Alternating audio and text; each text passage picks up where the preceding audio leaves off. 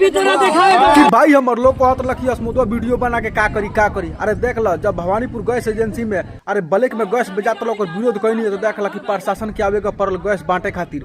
अरे Bhawanipur gas agency में रंडी के कोठा बन गिरल बिना लगाम के घोड़ा बन गिरल। अरे दिन भर 2 दिन 3 दिन से लोग लाइन में लागी देखला कितना पीछे लंबा लाइन बा। लाइन में लागल लेकिन शाम के लोग की गैस खत्म हो गई तो लिंक खत्म हो गई, लेकिन बाकी सारा गैस ब्लैक में नेपाल में हर एक जगह बेचा जात रख हुए और विरोध के कारण देखला प्रशासन के आवे के पड़ल। अब अच्छा तरह से शांति तरह से गैस बांटा ताटे और भाई ऐसा का इनका दलाल से सावधान रह लगन। भवानीपुर के लोग बहुत जागरूकता हुए, जितने शांत हो उतने जागरूकता है। जब अपने आप पर आ जाए तो बड़का बड़का महारथी के झुका दी।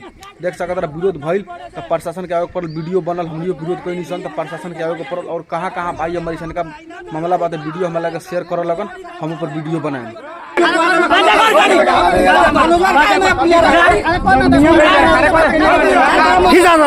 मारा